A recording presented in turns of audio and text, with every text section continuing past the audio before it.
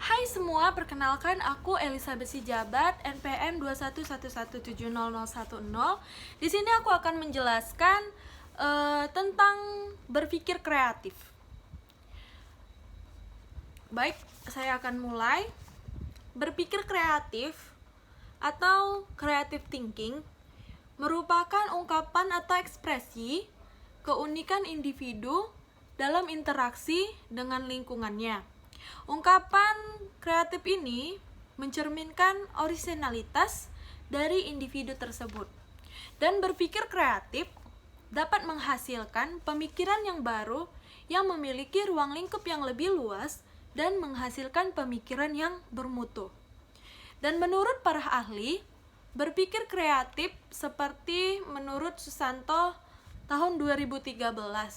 Ia menyatakan bahwa berpikir kreatif merupakan sebuah proses yang melibatkan unsur-unsur orisinalitas, kelancaran, fleksibilitas, dan elaborasi. Ini menunjukkan bahwa berpikir kreatif dapat mengembangkan daya pikir yang mencakup wawasan dengan unsur yang luas. Dan menurut Sani tahun 2014, ia mengatakan bahwa berpikir kreatif merupakan kemampuan mengembangkan ide yang tidak biasa, berkualitas, dan sesuai tugas. Hal ini merupakan pengembangan diri terhadap ide-ide yang baru yang bermutu. Dan dari kedua para ahli ini, saya dapat simpulkan bahwa berpikir kreatif adalah sebuah proses yang mengembangkan ide-ide yang tidak biasa dan menghasilkan pemikiran yang baru dengan ruang lingkup yang lebih luas. Indikator dalam berpikir kreatif, yaitu pertama adalah lancar. Lancar di sini adalah kemampuan menghasilkan banyak ide. Yang kedua itu adalah luas. Di sini maksud dari luas ini adalah kemampuan menghasilkan ide-ide yang bervariasi. Dan yang ketiga adalah orisinal. Orisinal ini menghasilkan ide-ide baru atau ide-ide yang belum ada sebelumnya. Dan yang keempat atau yang terakhir adalah memerinci.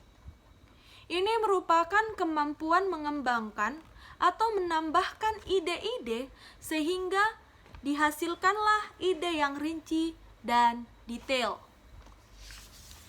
Serta berikutnya, ada beberapa hal yang bisa dilakukan untuk bisa berpikir kreatif. Yang pertama itu fokus. Seperti saat kita sedang bekerja, harus diusahakan untuk selalu fokus, karena otak dapat berpikir dengan baik pada saat dia sedang fokus. Yang kedua itu adalah mengganti rutinitas. Mengganti rutinitas dengan sesekali mengubah rutinitas, maka otak akan lebih terangsang untuk meningkatkan sesuatu yang lebih kreatif. Dan yang ketiga adalah melakukan hal yang baru saat berhenti bekerja. Nah, kita di sini apabila kita melakukan banyak pekerjaan, kita melakukan pekerjaan yang tiada hentinya, bolehlah sesekali kita melakukan istirahat atau break saat bekerja. Misalnya kita isi selain dengan mengisi energi atau makan siang, bisa juga kita membuat waktu kita, mengisi waktu istirahat kita dengan bermain rubriks, mewarnai buku gambar atau menulis blog dan hal yang bisa kita kerjakan yang bisa membuat otak kita lebih fresh sehingga dapat merangsang otak untuk berpikir kreatif. Nah, yang keempat itu adalah tidur siang. Tidur siang bisa membuat otak menjadi lebih segar. Nah, kita itu harus butuh tidur siang. Kita tuh harus butuh istirahat selain dengan break, sebentar mengisi waktu. Kita juga bisa tidur siang. Tidur siang merupakan hal yang efektif ya. Dan yang terakhir itu adalah melakukan gerakan badan. Kita dapat melakukan peregangan atau gerakan-gerakan ringan selain dapat membuat tubuh menjadi sehat. Hal ini dapat juga membuat otak tetap bersemangat dalam bekerja. Dan yang berikutnya, di sini saya akan menjelaskan juga cara meningkatkan kreativitas berpikir. Ya, ini cara meningkatkan kreativitas berpikir menurut Friedman. Yaitu yang pertama, selalu bersyukur di pagi hari. Nah, dengan selalu bersyukur, pikiran akan lebih positif dan siap menerima tantangan serta melahirkan pemikiran-pemikiran yang hebat dan super kreatif. Nah, makanya di sini selain kita harus bersyukur di pagi hari, setelah kita bangun pagi, kita itu harus bersyukur selain karena dikasih Tuhan kehidupan yang baru, kesempatan hidup lagi di dunia, dan juga manfaat bersyukur di pagi hari membuat kita menjadi siap, menjadi positif untuk menerima tantangan-tantangan serta melahirkan pemikiran-pemikiran yang kreatif. Yang nomor 2 itu mengunjungi tempat seperti tempat tongkrongan. Ya, salah satunya itu kedai kopi, ya kan.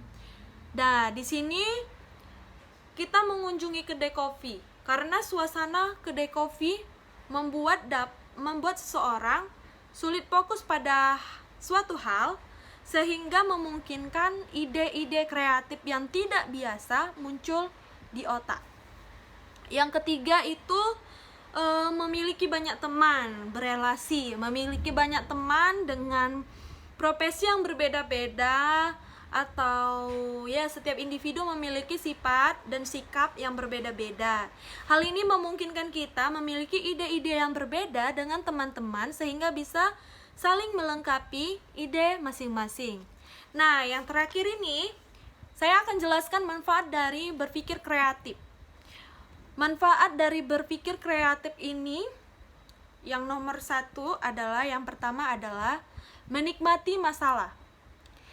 Tidak mengeluh, karena kalau kita tidak ada masalah, mungkin kita belum merasakan yang namanya hidup. Karena hidup begitu dekat dengan masalah. Maka selayaknya kita dapat mengembangkan otak agar dapat berpikir kreatif. Dengan adanya masalah kita bisa berpikir lebih kreatif lagi untuk menemukan jalan keluar. Seperti itu. Dan yang kedua adalah menjadi orang yang selalu positif. Dengan berpikir kreatif membuat kita menjadi orang yang berpikir positif, memiliki rasa optimis, percaya diri, dan berbaik sangka. Tidak overthinking, tidak negative thinking. Dan yang ketiga itu adalah kesuksesan berhubungan sosial. Disinilah manfaat jika kita mencoba berpikir kreatif. Karena dengan itu pada umumnya kita akan lebih mudah untuk mencapai tingkat popularitas dalam berinteraksi sosial.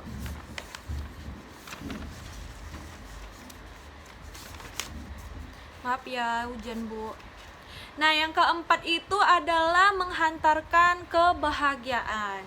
Kebahagiaan dapat kita capai dan mampu memecahkan suatu permasalahan dengan menemukan solusi yang kita kembangkan melalui berpikir kreatif.